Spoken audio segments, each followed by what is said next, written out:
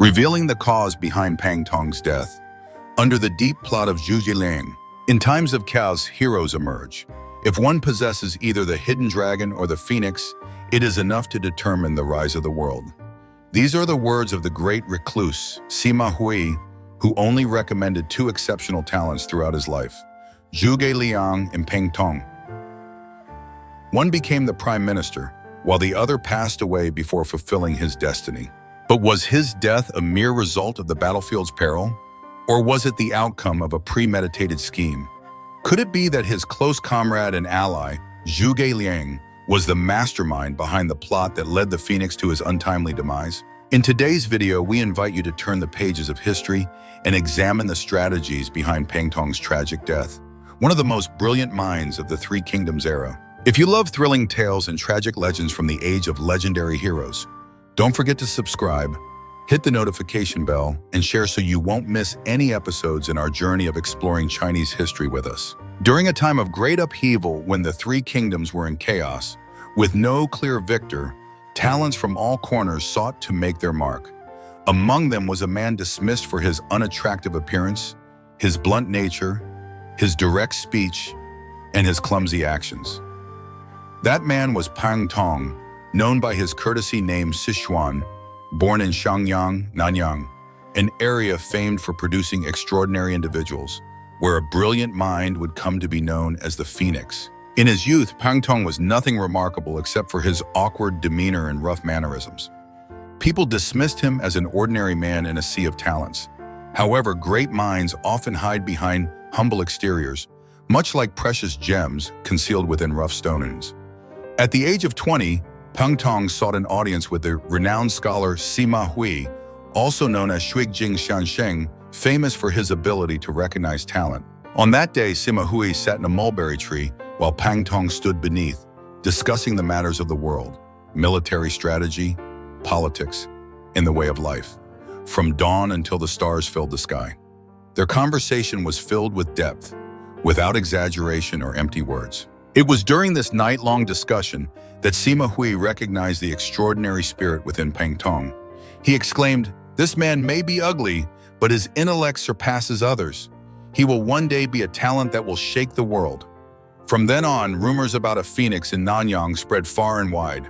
Pang Tong's name gradually shed the image of the fool that people had mistakenly believed him to be. Not only was Pang Tong a man of great wisdom, but he also had a close relationship with Zhuge Liang, the hidden dragon who was considered the future pillar of Shu.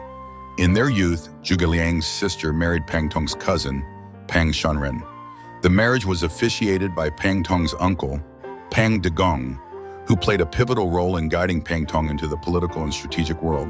Because of this familial connection, Pang Tong and Zhuge Liang frequently met, discussing the world, strategizing, and plotting together, much like two hidden dragons among the common folk. However, their personalities were as different as day and night. Zhuge Liang was cautious, composed, and always thinking several steps ahead, while Pang Tong was direct, spoke his mind, and relied on his intelligence without fussing over details. Due to his blunt nature, Pang Tong was often criticized and looked down upon. Yet Pang Degong, who understood people as well as he understood the ancient texts, deeply valued his nephew. He once said, "Although Pang Tong is not skilled in dealing with people, his intellect is extraordinary.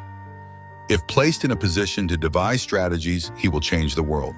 At that time, Sima Hui's words held more weight than even the emperor's decree. He had only recommended two individuals in his life. One was Zhuge Liang, and the other was Pang Tong. Upon hearing these names, people no longer dared to look down on the phoenix. Some even compared them, saying, while the hidden dragon could establish a nation, the phoenix could preserve it. One was a long-term strategist, while the other was a sharp and decisive blade. Having one of the two was akin to holding the world in one's grasp. However, with great talent came great peril. The equal brilliance of Pang Tong and Zhuge Liang unknowingly sowed the seeds of rivalry, jealousy, and covert calculations, issues that only later generations dared to speak of. Pang Tong, who had contributed greatly to the victory at the Battle of Red Cliffs by devising the connected ship strategy to trap Cao Cao's fleet, was instrumental in the remarkable triumph of the Sun-Liu alliance. He came up with the idea of chaining Cao Cao's warships together, making them immobile against the fire attack. The plan was executed by Zhou Yu, and the fire god burned the fleet, causing Cao Cao's army to scatter. The credit for this brilliant strategy rightfully belonged to the Phoenix. Later, Pang Tong was also the first among Liu Bei's advisors to suggest seizing Yizhou through military means, rather than relying solely on benevolence and recruiting talents. He proposed 3 plans. The best strategy was to directly attack Chengdu. The middle one was to feign retreat to lure the enemy out and then strike. And the least favorable option was to withdraw and wait for an opportunity. Thanks to Pang Tong's middle plan, Liu Bei successfully killed 2 generals of the Western Shu, Yang Huai and Cao Bai, seizing control of the military forces and laying the foundation for the conquest of Shu. Despite his fame, Pang Tong's path to success was not paved with gold. After the Battle of Red Cliffs, the tripartite division of power began to take shape. Cao Cao retreated, Eastern Wu maintained strength, and Shu Han rose from humble beginnings. At that time, Pang Tong sought to join Sun Quan's camp in the east, hoping to contribute his strategy. However, Zhou Yu, who held the power in Eastern Wu, was suspicious of Pang Tong's abilities, fearing his intellect might rival his own. Even though Pang Tong had been the one to devise the ship-chaining strategy that helped burn Cao Cao's fleet, Zhou Yu only credited himself and ignored the role of the unrecognized strategist. Tuan Quan followed Zhou Yu's advice, disregarded Pang Tong's talents, and assigned him to a minor administrative position in Nanjun, where he had to manage trivial matters like a low-ranking official. For ordinary people, it was a position of honor. For Pang Tong, it was an insult. After Zhou Yu's death from illness, Lu Su, who succeeded him and understood the political climate, intended to recommend Pang Tong. However, the Eastern Wu court had become accustomed to appointing officials based on personal connections rather than talent. Knowing he could not find success in the East, Pang Tong gave up and returned to Jingzhou, seeking the support of Liu Bei. At that time, Liu Bei had just taken Jiangling, and his forces were still weak, with the people's loyalty untested. He needed a strategist as badly as a drought needs rain. When Pang Tong arrived, Liu Bei was initially overjoyed. However, upon meeting him and seeing his dark complexion, thick eyebrows, prominent nose, and short beard, his appearance as rough as a commoner, Liu Bei's expression changed. Ordinary people only saw the surface but did not recognize the true worth. Instead of appointing him to an important position, Liu Bei relegated Pang Tong to the position of county magistrate of Luoyang, a low-ranking local role. Pang Tong accepted his post but showed no interest in his duties. He spent his days drinking wine and composing poetry, completely disregarding his administrative responsibilities. The people began to complain, and Liu Bei grew angry, sending Zhang Fei and Sun Quan to investigate. When Zhang Fei arrived and saw Pang Tong in a drunken stupor, he became furious and scolded him without restraint.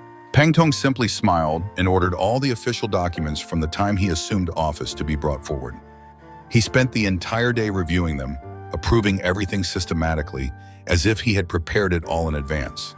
Zhang Fei was astonished and immediately apologized, promising to recommend him wholeheartedly. When Pang Tong presented the letters of recommendation from Lu Su and Zhuge Liang, Liu Bei's face changed, and he realized that he had overlooked a great talent.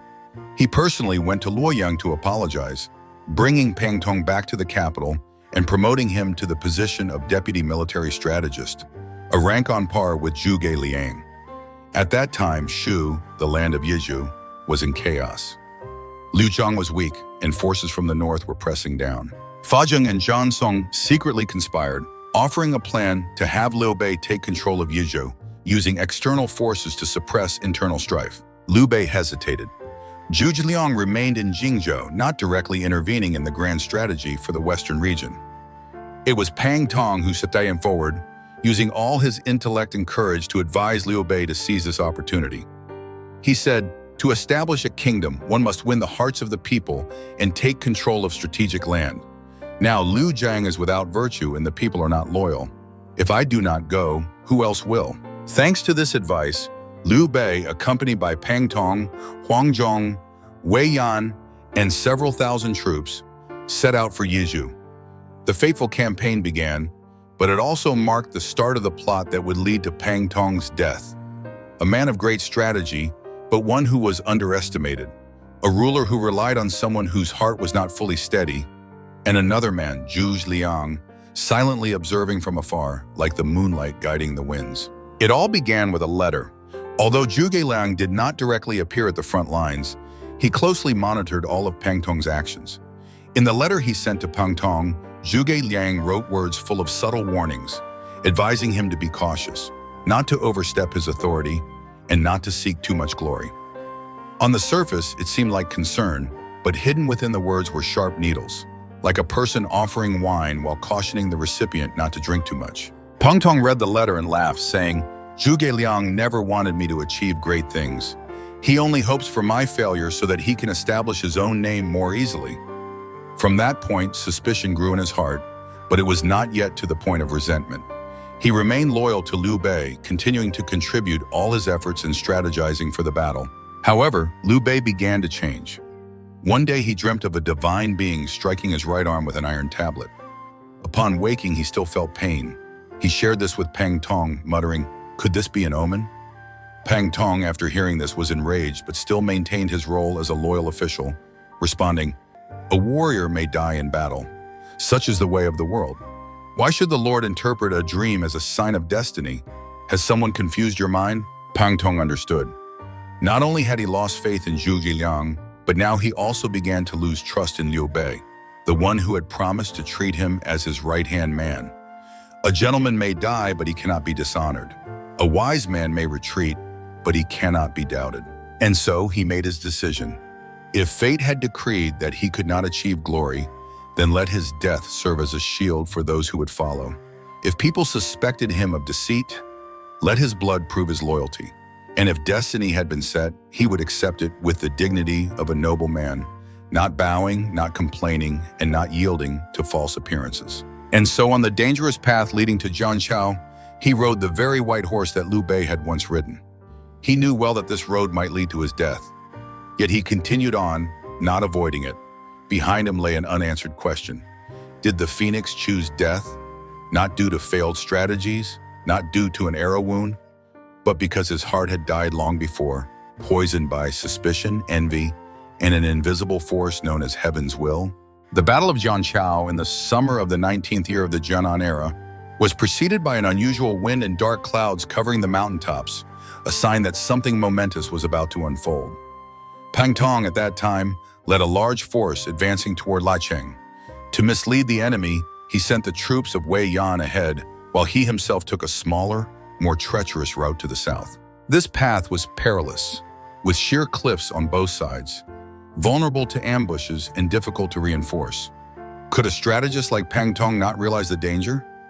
Yet he continued on, as if fate had already called his name at Lạc Phượng Pass, where the blood of a hero would stain the soil of Shu. As the army passed through a narrow gorge, a sudden barrage of arrows rained down from both sides of the cliffs. Horses whinnied, soldiers fell, dust rose in a cloud, and rocks tumbled as if the heavens themselves were in a fury. Pang Tong was struck by an arrow in the chest, blood gushed, and he fell from his horse, dying amidst the chaos. The white horse, once Liu Bei's, also broke its leg, collapsing on top of his body, marking the untimely end of a brilliant life on the battlefield, unfinished. The tragic news spread quickly. Liu Bei was stunned, his eyes red as if he had lost a close family member. He ordered the body of Pang Tong to be recovered, and personally went to Lạc Phượng to bury him, naming the grave Phoenix Tomb and honoring him with annual rituals. Later, Zhuge Liang heard of the news and went alone to the site, silently offering incense, his gaze filled with sorrow, yet without speaking a word. However, in the aftermath, after the fall of Shu, when the Battle of Lạc Phượng was reviewed, a deep unease remained. How could a strategist like Pang Tong, one who understood tactics, timing, and military command, fall victim to such a basic trap? Was his death truly just the result of being struck by arrows? Or was it the outcome of a deeper, more insidious conspiracy? Later generations speculated that, in the letter Zhuge Liang sent to Pang Tong before the battle, the words seemed to express concern, yet hid sharp undertones. On the surface, it appeared to be a word of caution, but beneath, it almost felt like a veiled threat. When the greatest strategist in the land writes to someone of such high intellect, could the words truly be harmless? Pang Tong read the letter and scoffed, but deep down he was shaken. He knew that Zhuge Liang, a man of deep strategy and foresight, had never acted without purpose. From hermit to prime minister, Zhuge Liang had never taken a step without calculation. Pang Tong understood that Zhuge Liang did not want him to succeed too quickly. If Pang Tong achieved too much, especially in Yizhu, and was seen as the mastermind from the beginning, his power and fame would rival Zhuge Liang's. There could only be one shining light in the Shu court, and Zhuge Liang, though hidden, would not easily share the spotlight with anyone else. The human heart is as deep as the sea, but the eyes of the wise are deeper still. Zhuge Liang did not kill Pang Tong, but sent a letter that unsettled him. Just like how Chengdu used a false letter to deceive Xu Shu into abandoning Liu Bei, Zhuge Liang used a letter of reason to cause Pang Tong to falter. The difference, however, was that Chengdu used kinship, while Zhuge Liang bound Pang Tong with his loyalty. From that moment, Pang Tong realized he no longer had a place in the game. If he advanced, he would be doubted. If he retreated, he would be seen as weak. If he gained too much credit, Liu Bei might be forced to choose between his affection for Pang Tong and his respect for Zhuge Liang. So Pang Tong chose death as a way to sacrifice everything for the greater cause, to clear the path for those who would follow. Pang Tong died, and his army scattered, but the situation in Yizhou still tilted in Liu Bei's favor. Zhuge Liang, leading the forces from Jingzhou, entered Yizhou and took over the unfinished work. From then on, all the glory was focused on Zhuge Liang, who inherited Pang Tong's legacy without the need for competition. Pang Tong's death raised an unanswered question. Why would a wise man willingly place himself in the path of death? Why would a talented person choose to retreat amidst bloodshed? History does not record what lies beneath the sand, but if one examines Pang Tong's every action, thought, and reaction before he fell to the arrows at Jianchao, it becomes clear. He chose death as a peaceful farewell. No longer burdened by a Zhuge Liang's suspicion or Liu Bei's doubtful gaze, he died to preserve his reputation, to clear the way, and to avoid seeing the conflicts within Shu as power began to fracture. In a letter to Zhuge Liang, he once bitterly wrote, "I know you do not want me to succeed. You fear a phoenix with wings spreading, overshadowing the light of the hidden dragon." But even so, he walked down the narrow path, riding the white horse, leading his troops through the treacherous land. It was not out of ignorance, but because he had made his decision. Instead of living in suspicion, he chose to die with clarity. And it was because of this decision that Pang Tong preserved the honor of a true man. He did not retreat, did not stop, and did not seek a path of survival in the midst of a chaotic world. A true sage, when he knows he no longer aligns with the times, will not kneel and beg for forgiveness, nor will he compete for the spotlight with others. He chooses to withdraw, and if necessary, he will withdraw with his very life. From that moment, people began to see Pang Tong in a different light.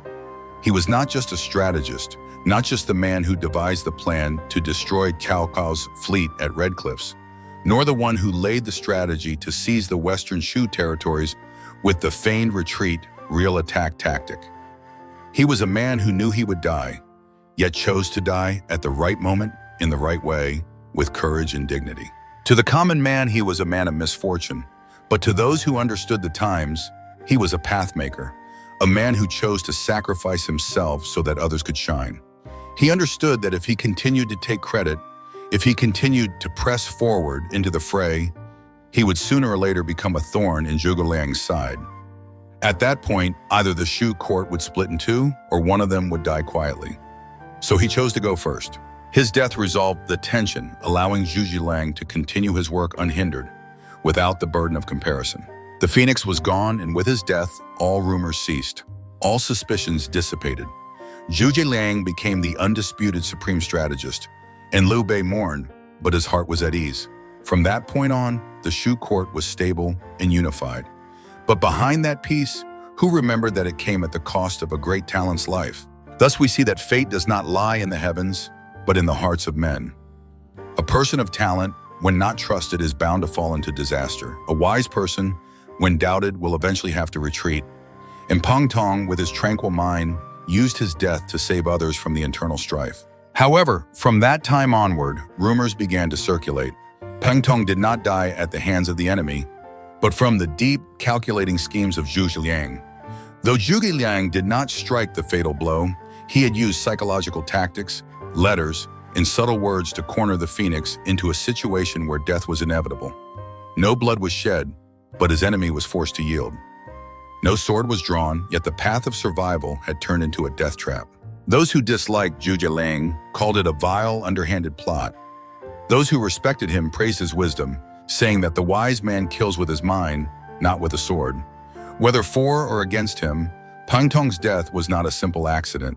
It was a sharp cut into the heart of men, a clear depiction of the deep intricacies of governance and the loneliness of the wise in a time of turmoil. Pang Tong died and Zhuge Liang lived.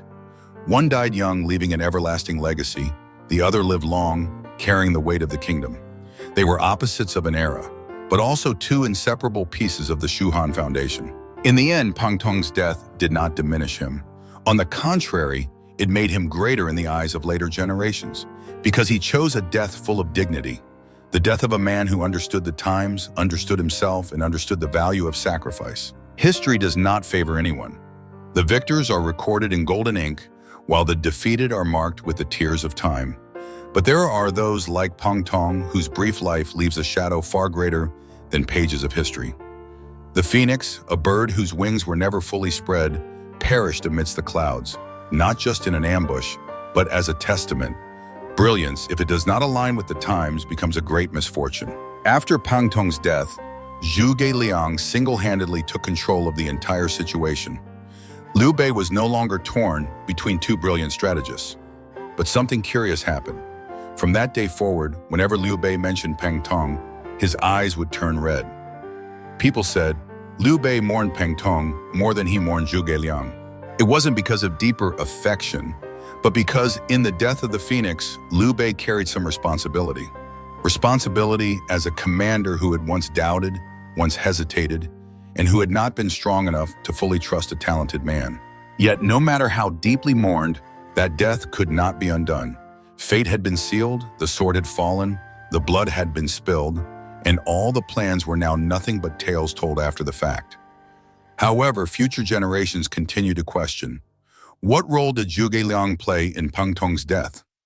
Was the letter truly a threat, or was it just a sincere warning? Was Zhuge Liang's non-interference a subtle way of pushing his hand to kill? Looking at the bigger picture, the wise will see that Zhuge Liang did not kill Pang Tong with a sword, but instead shot an arrow into his heart long before that. It was the arrow of suspicion, of the darkness of power, of the loneliness at the peak of intellect. When the wise face each other, the deeper one will win, while the purer one will lose. Many scholars later compared Pang Tong to Ku Yuan. Both were brilliant men out of sync with the times. Both were pushed out of the power center by the very people they served. And in the end, both chose a noble death, straightforward and unrepentant, refusing to be pitied by posterity. What is most admirable about Pang Tong is not his famous strategies or his great military achievements, but the way he let go with his head held high. No complaints, no final words, no attempts to hold on. He quietly walked into death, as if it were his final battle, a battle with his own self, and he won completely. Later, Zhuge Liang would govern Shu Han alone, shouldering the world's burden, setting up the 8-formation diagram, using fire attacks to subdue Menghuo, employing wooden oxen and flowing horses to transport supplies, and countering Sima Yi, becoming renowned for eternity. But each time he raised his flag for battle, his heart must have quietly stirred, remembering the man who once stood beside him, who lit the way for him to continue. For if not for the death of the phoenix, would the brilliance of the hidden dragon have ever shone? Pang Tong's death had also left a great lesson for future generations. That genius also needs understanding. That power can kill without the use of swords. That a dynasty cannot contain too much light at once. And that sometimes the greatest retreat is not because of failure, but because one sees that the path ahead needs someone else to continue walking. Today, standing before the tomb of the phoenix at Lạc Phượng Hill, the grass grows green and the breeze blows gently. The number of visitors is few, but those who understand still feel a lingering sorrow. For among the most silent deaths in history, Pang Tong's death serves as the deepest warning about the human heart, suspicion, and the true value of wisdom, righteousness, loyalty, and courage. If you've watched until here, please leave a word of gratitude for the phoenix, who lived briefly but left a long shadow. And if you want to continue exploring such tragic stories, don't forget to subscribe, hit the notification bell, and share the video so we can continue our journey to uncover the hidden corners of history that were once covered in dust.